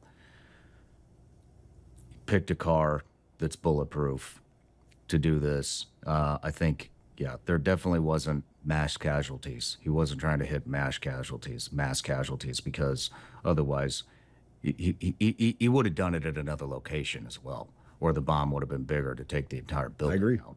And so this definitely wasn't, in my opinion, this definitely wasn't incompetence. Another No, it wasn't incompetence. I do believe it was to send a signal. thing to support this. So you got the email. He desperately wanted to talk to you before December 31st. He knew beyond a shadow of a doubt, January 1st was go day. Nobody was pressuring him. At the beginning of this email, we see, first of all, I'm not under duress or hostile influence or control. Okay. So he says that he reached out to you. He was very emphatic that it had to be before December 31st because he was doing this thing on January 1st. For some reason, that was a landmark day to him. Maybe it was just because big day for everybody, January 1st. But he was very emphatic that was the time. And then the thing he was trying to do was, overall, more than anything, was get a message across on the biggest platforms possible. He was trying to talk to Pete Hegseth. Why would you want to talk to the Secretary of Defense? He's trying to blow the whistle on these war crimes. He's trying to say this thing happened, man. Like, I can't live with this anymore. He desperately needed to talk to you, the biggest platform out there. He needed to talk to Fox News. I need to get this message out. That was his overall goal. In everything else, everything I've seen, I have not seen the intended goal was to kill himself or to. The one thing I wonder about is you're trying to talk to Pete. You're trying to talk to Fox News. I don't know if you went about that the correct way. If all this stuff occurred under President Trump's former term, why would you talk to the people who promote him the most? I would think that you want to talk to his ops. You want to talk to MSNBC. You want to talk to CNN. And and you talk about, you give this information to them, they run all over it because they're gobbling down the sperm of anything anti-Trump. They may have been more prone to give you a platform. That's why I believe that the 2019 incident is not the biggest driving factor. I think it is the Gravatic drones, the mutually assured destruction. That is the biggest message he was trying to get out. Create a mass casualty event. It is to get this message out. And how can I do that? What is the biggest bang for my buck? How can I get that done? That's what I'm seeing here. Yeah. Yeah. It's a damn good point. Wow. Wow. Do you think there was any correlation between him and the New Orleans attack? No. I don't either. I looked at all of that. I looked at the posts. I looked at the, people are scrambling for news. Everybody wants to post something. They want to be the guy on social media that posts the groundbreaking thing. And I saw these connections to Fort Bragg, and they deployed together at this time. Which is crazy. Fort Bragg has changed its name. What is it? Fort Liberty now, I think. Of course, President Trump is incoming. I don't like going backwards. I think that all these military bases that were named after Confederate generals and leaders that were their names were changed. I think hopefully the incoming administration doesn't change the names back. I don't like going backwards. And just for the sake of doing it, I don't like that. That shouldn't be a priority. If we do it, then whatever. It's just not a priority. I think it confuses the message. I think that it takes away from the bigger issues. And that shouldn't be a story in 2025, but it will be. Someone that's going to get changed. Great. So did 500,000 of the rest of us. I was at Fort Bragg. Oh man, tie me to Delta Force. I must have been part of Delta Force and some cyber. No. I mean, Fort Bragg is where all the gangsters is at. I was at Lejeune, 2.5 hours east of Bragg. And, we knew Bragg was where the gangsters was at. I had nothing to do with them. It's this nonsense. It's a big organization. The Army is very large. You're picking things out and you're trying to make this a thing. That New Orleans guy was a staff sergeant who got out of the active duty Army in 2015, and he was in the reserves until 2020. People are saying in the last year he was radicalized.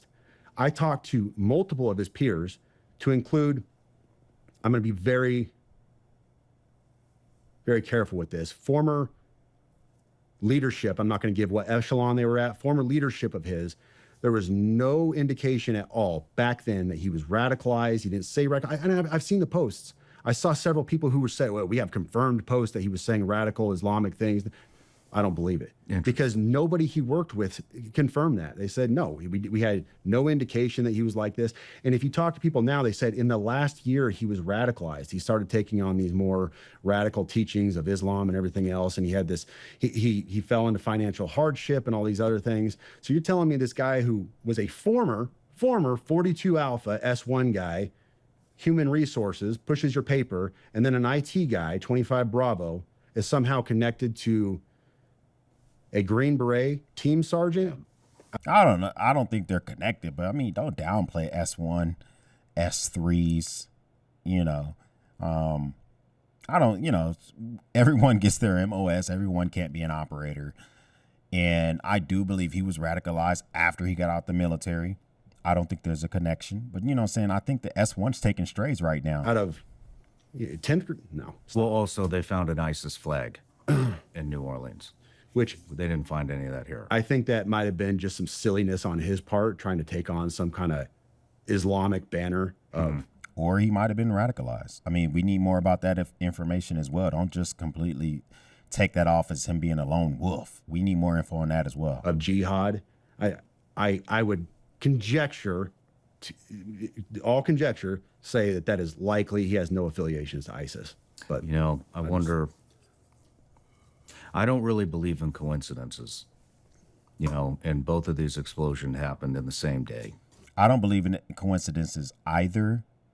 However, I don't see evidence of them being connected. January 1st is a day when everybody and their mom is off work, except for the folks that, have to work, essential employees, people that work at facilities where they just don't close.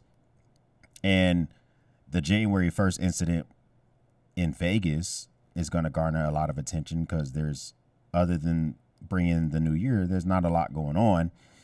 In New Orleans, he went down Bourbon Street where everybody and their mom is celebrating and drinking and having a good time.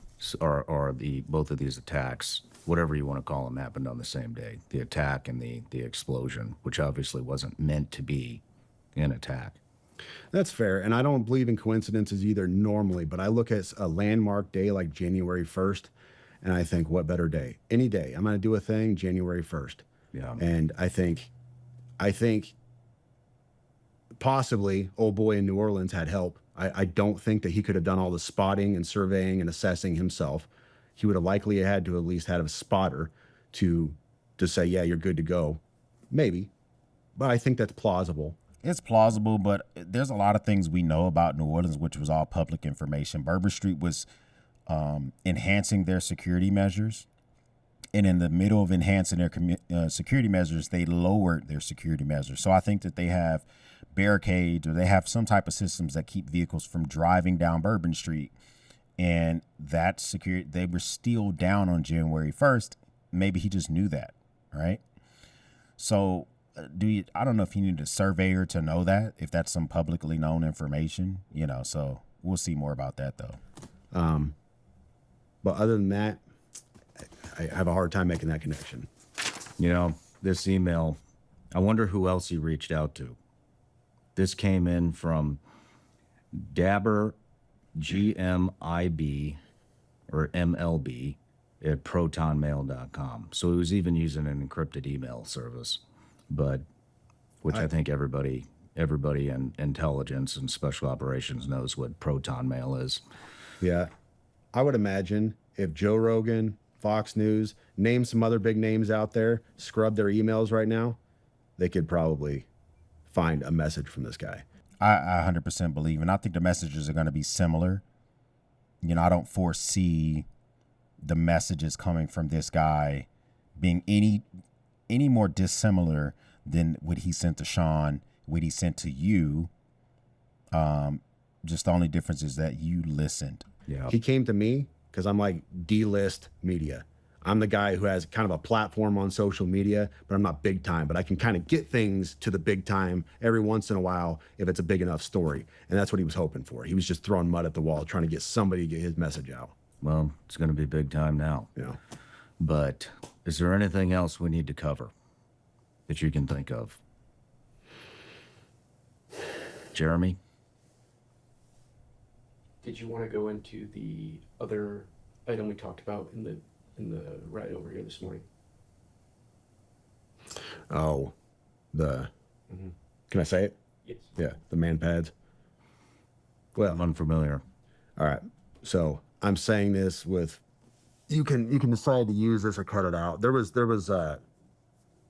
This is hard to work with because keep in mind, let me give some background on this. I'm an intelligence analyst and I've spent many years validating sources, taking information in, putting it back out, telling my humenters, hey, this source, this is valid. Let's, give him a rating of this, do this, recommendations. So we can identify good sources in the field that give us information, and we can say, yes, this is an A source versus an F6. This is just garbage. Somebody got paid for something. I still work in intelligence. I'm an intelligence officer. I work for a nonprofit. We Remnant Ministries out of Texas. In fact, the website is in my bio on X. I work for Dr. Pete Chambers, Green Beret, and we were involved in counter-human trafficking, along with just providing ministry to all kinds of stuff. Border operations. Most recently, we've been involved in West North Carolina a great deal, and we had some confirmed reporting through two solid sources. And this is where I have to be very iffy. And I told him in the car, and he can tell you offline, I cannot say this on the air, but we had two solid sources, one south of the border and then one from an element within our own government that confirmed independently of each other that some Iranian-made man pads, so surface-to-air missiles, had come across the border. Which is crazy. Like, this is why a lot of people say that the beginning of SHTF terrorism could be now, This type of stuff that we're going about our daily lives complaining about the cost of eggs, and this type of stuff is happening in the background, which is scary as well. We had the location and everything else. Well, Doc, that's what he goes by, Doc Chambers, he put this out on a podcast, and I was very emphatic, like, this is not stuff that I like to put on social media. I'm an intel guy by trade. This stuff is not for social media consumption. We got this to Secret Service. We did the whole gamut and got everything pushed to them, and that's why Trump was pushing a lot of this stuff out when he was, because we had told the Secret Service and they had the reporting and everything else. But we have not, to my knowledge, have not recovered those man pads. Now, I'm not privy to that, but what I do know we have done is we have apprehended the couriers on a second run of theirs, and we have local law enforcement got together with federal law enforcement and rolled up the safe house in, I will not say that on this show, but they rolled up the safe house where it was, and we have since identified what that issue was on the border. Now, let me just. Where did they come through? They came through an actual point of entry, in a legal point of entry along the border. That's crazy. Like, a legal point of entry.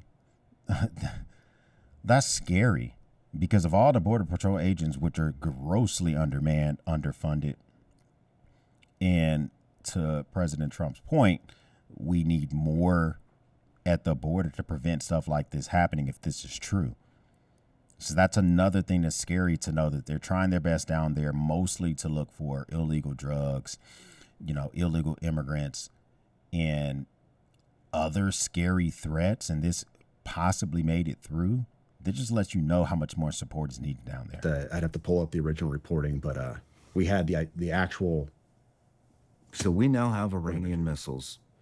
Who knows how many inside the United States? That is not something you're going to see in a lot of places. Like I said, I didn't even want to talk about it. It was one of those things where I was just amplifying what he was putting out already, because I was like, man, I don't know about putting this out. But it was something we found was pertinent, because at the time, Trump was still campaigning. He was flying around, and there was the reports were their intent was to take down Trump's airplane. So at the time, Secret Service switched things up a bit, and allegedly, from what I've told, they started flying him around on charters for a while until they could identify and kind of mitigate that threat. But that was the reporting stream that was coming out at the time. Feds handled it, off my plate.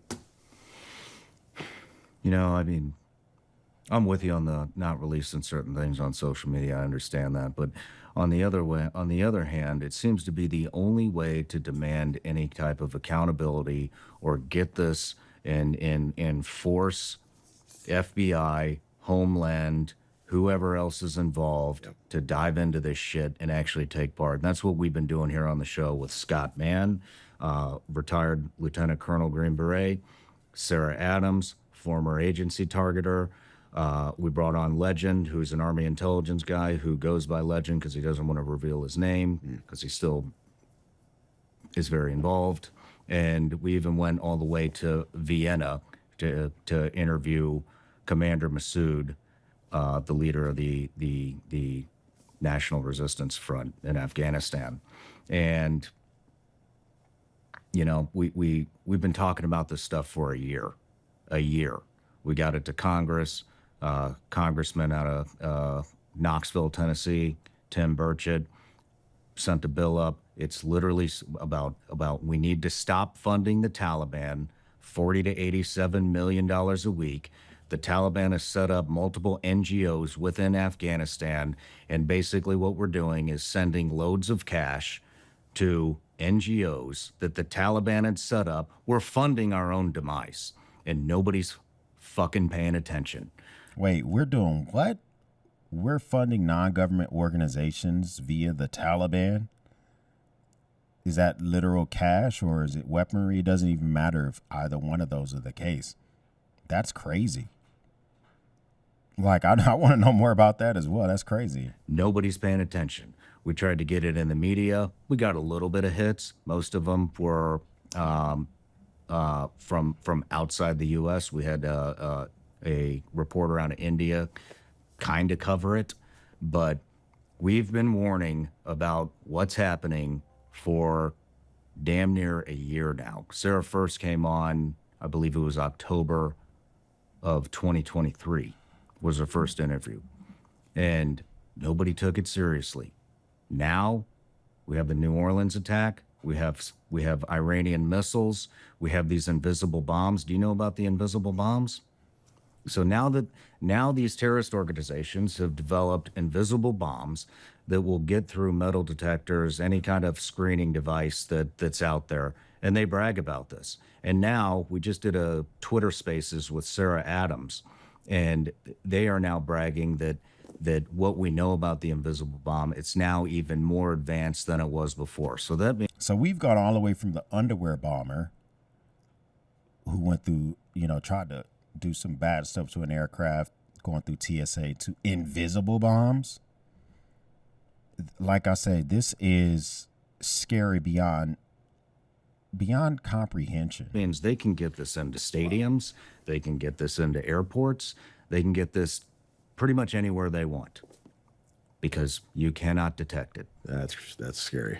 Yeah. Great. So, for the people out there, look, there's no stopping what's here. You cannot stop this. Nope, you can't roll it back. Not you can't with put what the we genie back have in the bottle. already in here. We have sleeper cells. Yep. We're already getting reports that I just lost my train of thought.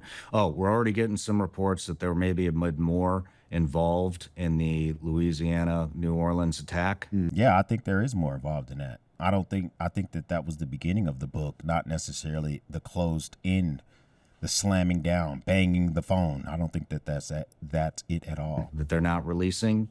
We also, I'll tell you this, there's a group of people flying around and basically briefing up different departments, governors about what's coming, how to deal with it in their communities.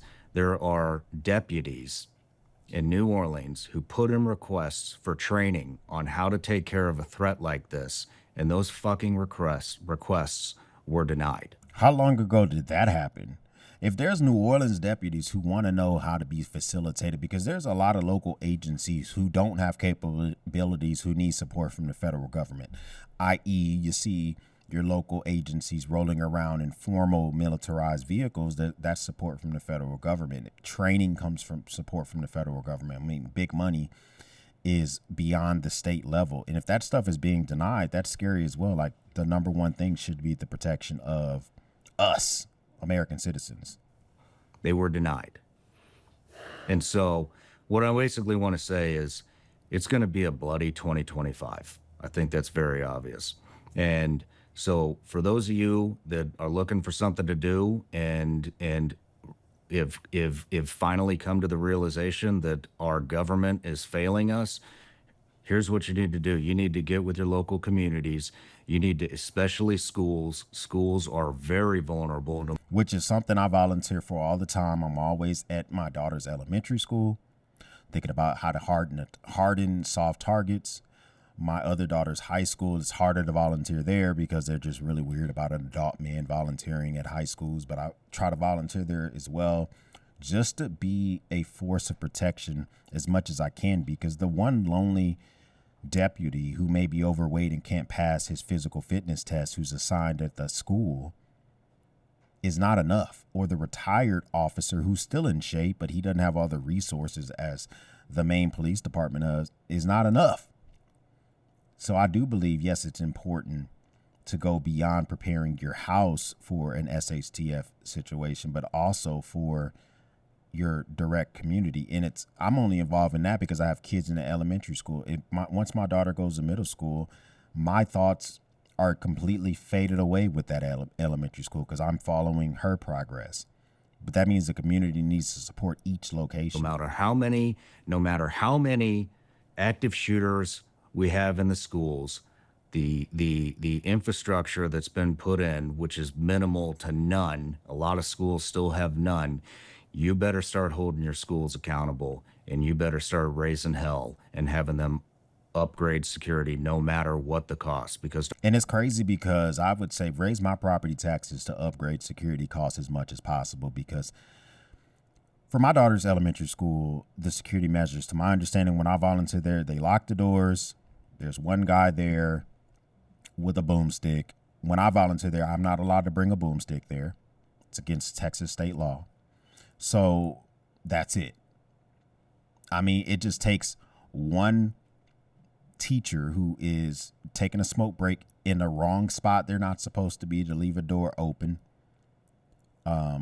One tempered glass window that can't resist a 7.62 or a 5.56 for that target to be compromised. no matter what the cost is, it's not gonna amount to the loss of life that we will potentially see throughout the United States. And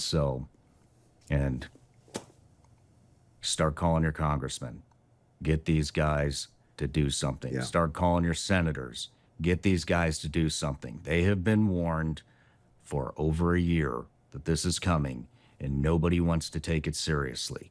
They don't care about doing it because they just care about their own jobs and making money and power. That's it. That's all they care about. Senators, it's so crazy how many people go to the House of Representatives, become senators who make about as much money as I do, and they come out millionaires. Example, Alexandria Ocasio-Cortez, AOC. She was a waitress or bartender or something like that. Now I think her net worth is well over $1 million. The salary of a congressperson is what, like $146 a year, $146,000 a year. How's that math? Because they don't care about us directly. They don't. In a lot of instances, I think they go there with those aspirations and they grow away from that as they stay there. Nobody wants to take it seriously. We contacted the House Foreign Affairs Committee. They did like a Zoom call. Yeah, that's Just for a little media hit. Our government is failing us. And so it's in our hands now. It's your kids. It's your wife. It's your husband. It's your parents that are going to pay the price for what we have installed in this country. And it's now up to us because they aren't going to do anything. So on that note, like I said, it'll be on my X account, Sean Ryan 762. The emails will be there. The footage will be there. Any of the stuff we talked about will be there. It'll be obviously, on audio on YouTube, and your accounts on Instagram and X are. I just focus on X as Samosaur. If you want to follow the military nonsense, it's Terminal CWO on Instagram. Perfect. Well, we'll link those below. And Interesting stuff, man. So much more. Let me see if he put anything on his community post. It's just so much more that was necessarily. Yeah, he posted the email from Matt that was sent to Sam, the location provided in the email, the DEA agent who tried to contact him via email. All that stuff is posted on his community tab. I'll link that up in the description of this video as well. Some of them, but I just think that it's very interesting that a lot of this information has to come through heartache. It has to come through over the top actions. I don't think that is something necessarily that is advantageous for us. I think that more is going to come out. This just makes me more want to stick with preparedness, and I advise you to do the same thing. First time stopping by, hit the subscribe button. I would love to have you part of the battalion. If this is not your first time stopping by, well, thank you once again for watching me run my grape. For everyone else, we'll speak soon.